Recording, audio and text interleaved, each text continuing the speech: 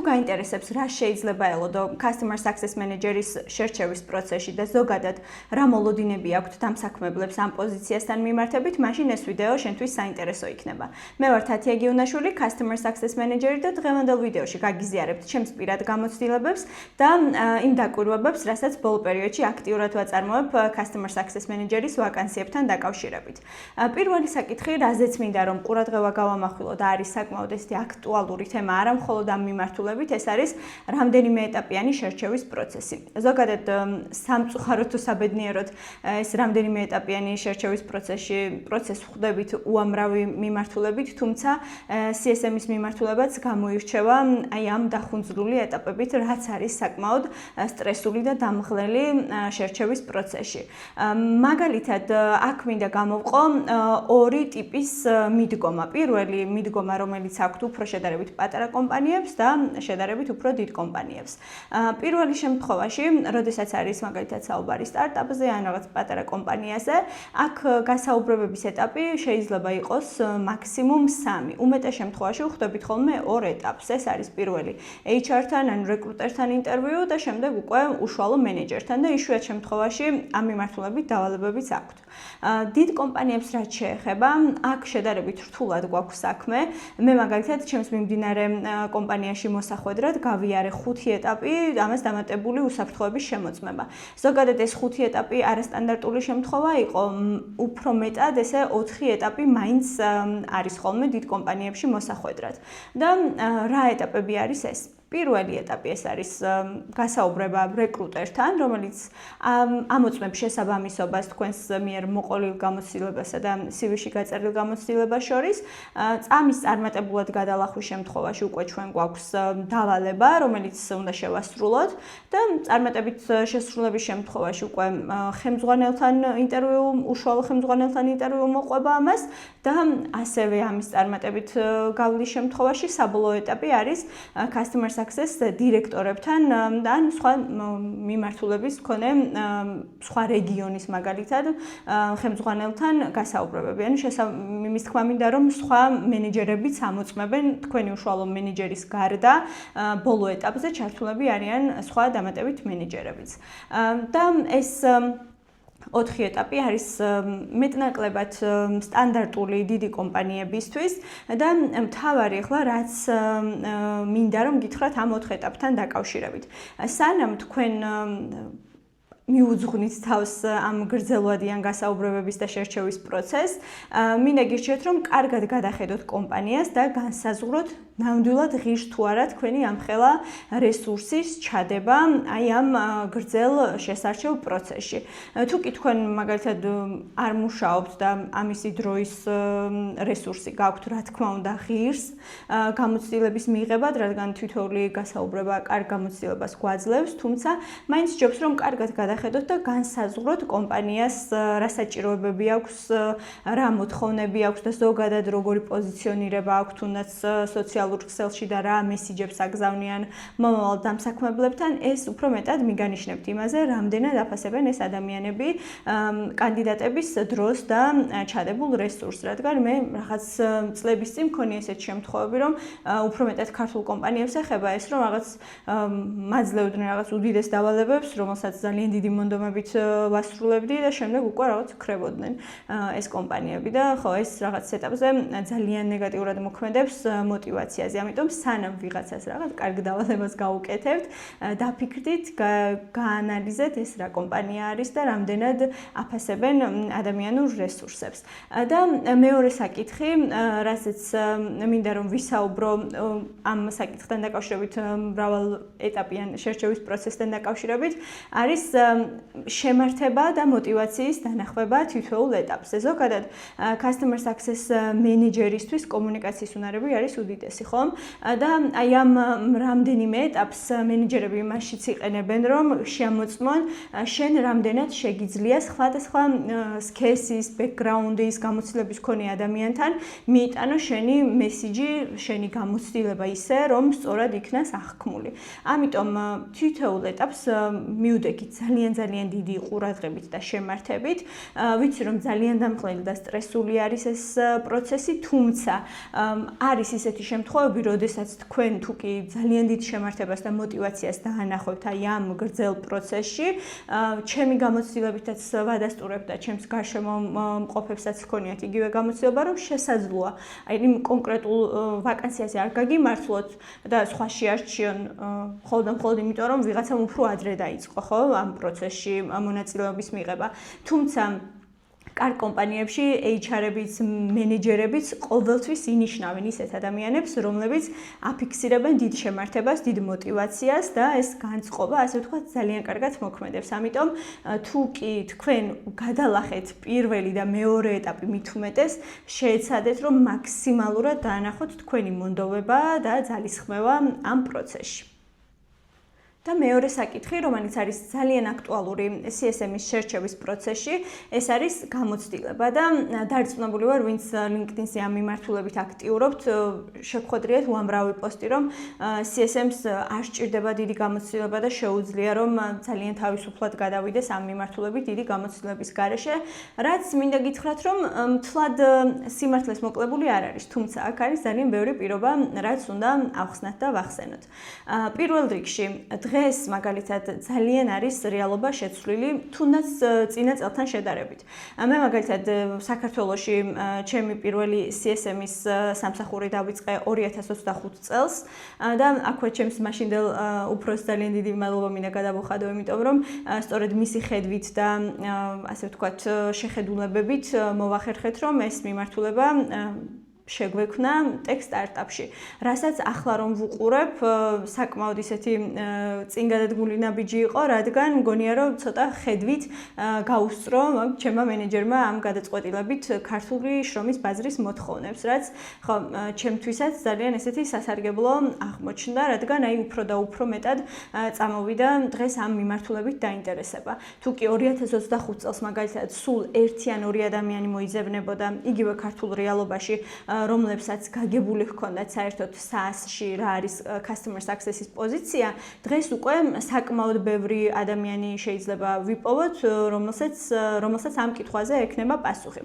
ამიტომ და ამას ახლა შედეგად რა მოყვება? შედეგად მოყვა კონკურენციის გაზრდა, რადგან ინტერესმა მოიმატა შესაბამისად უკვე ბევრი ადამიანი გამოხატავს სურვილს, რომ ამ მიმართულებაში გადავიდეს და ბევრი ადამიანიც გამოჩნდა, რომელიც რეალურად ამ საქმეს აკეთებდა, მაგრამ ხო რაღაც თავის ესე ნაჭუჭში იყო და დიდად არ აფიშირებდა ამ ყველაფერს. ამიტომ დღეს შედარებით რთული არის გამოცდილების გარეშე რომ ამ მიმართულებით გააგრძელოთ მუშაობა, თუმცა აქვე ვახსენებ იმას, რომ გამოცდილების გარეშე, როდესაც ვამბობ, არ გულისხმობ ზოგად გამოცდილებას სხვადასხვა მიმართულებით. ეს შეიძლება იყოს პროექტების მენეჯმენტი თუ საპორტი თუ სხვა ნებისმიერი მიმართულება. მე ვგულისხმობ რეალურად CSM-ის პოზიციაზე შესაძლოა გამოცდილება არ გქონდეთ, თუმცა სხვა მიმართულებებით ზოგადად სამუშაო გამოცდილება არის აუცილებელი, რადგან ხო, CSM-ის პოზიცია გულისხმობს მომხმარებლებთან ურთიერთობას, შესაბამისად აქ ძალიან ბევრი უნარი და ცოდნა არის საჭირო იმისთვის, რომ ზოგადად ამ ყოველდღიურ პროცესებში როგორც მომხმარებლის ინტერესი უნდა გაითვალისწინოთ, ასევე ბიზნესის ინტერესები, ხო?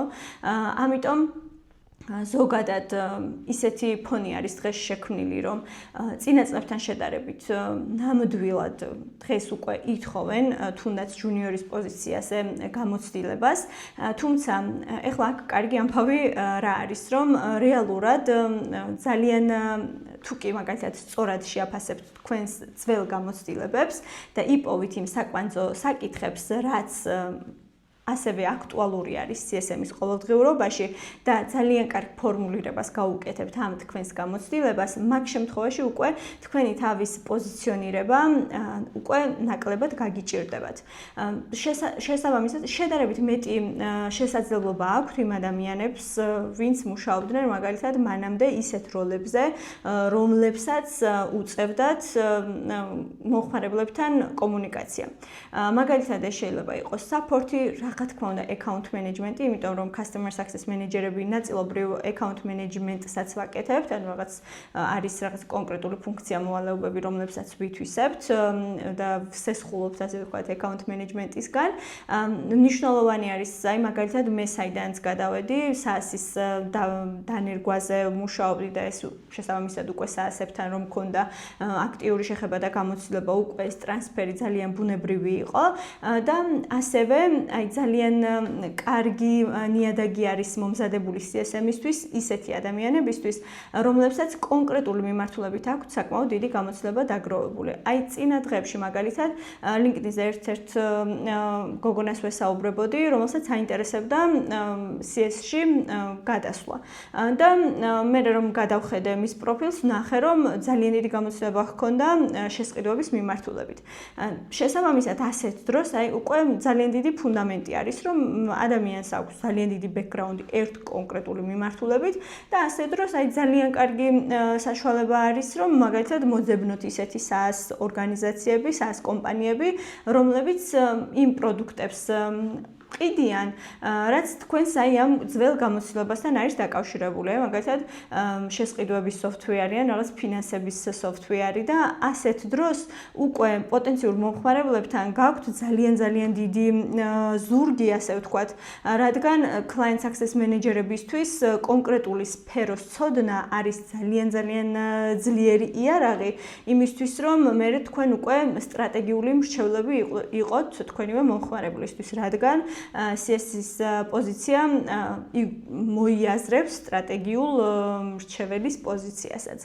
ამიტომ ეს თუ კი თქვენ გაქვთ რომელიმე მიმართულებით გამოცდილება და გინდათ ახლა რომ გადახვიდეთ customer success-ში, არ გეგონოთ რომ რაღაც ახალი ფურცლიდან იწყებთ. პირიქით ძალიან მყარი ფუნდამენტი გაქვთ, უბრალოდ უნდა დასხდეთ და მოძებნოთ ისეთი კომპანიები, რომლებიც ყიდიან ისეთ პროდუქტებს, რაც პასუხობს თქვენს გამოცდილებას. დამიჯერეთ, ეს არის ერთ-ერთი ძალიან ძლიერი ბერკეტი იმისთვის, რომ თქვენ გაუძლოთ კონკურენციას ამ შერჩევის პროცესში.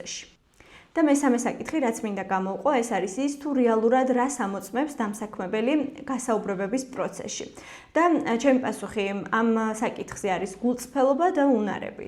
და რატომ ვფიქრობ ახლა ამას? რეალურად ყველაფერი არის სწავლებადი, რა ვიცი, მე მგონი ყველა თანხმდებით ამაზე და ამ შერჩევის პროცესში არის ძალიან მთავარი, რომ დამსაქმებელმა დაინახოს ის თუ რა უნარები გაქვთ ზოგადად და როგორი დამოკიდებულებები გაქვთ მუშაობის პროცესებთან დაკავშირებით.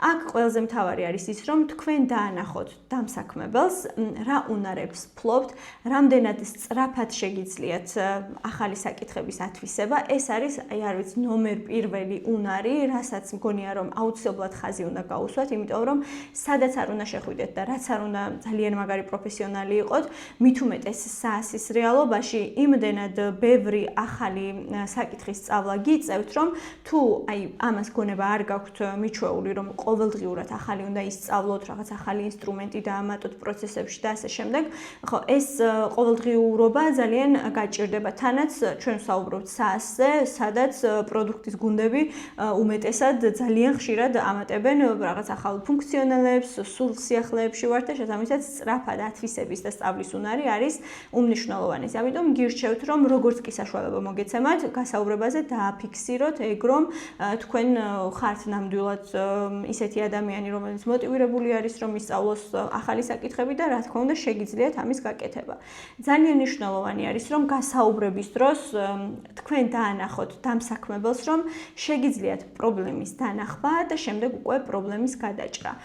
მე ამ რჩევებს ვიძლევი CSM-ის ყოველდღიურობიდან და მოვალეობებიდან გამომდინარე, რადგან სწორედ აი გასაუბრებაზე მთელი აქცენტიც ისეთ კითხვებზე მოდის, სავარაუდოდ გადავიღებ ალბათ ერთ ვიდეოსაც რაღაც კონკრეტულ შეკითხვებთან დაკავშირებით, თუმცა ზოგადი კონცეფციურად რომ ვთქვათ, ამოწმებენ გასაუბრებაზე იმას, თუ როგორ ფიქრობ, რამდენად ლოგიკურად მიყვები დასმულ კითხვას და როგორ აგებ შენ მსჯელობას.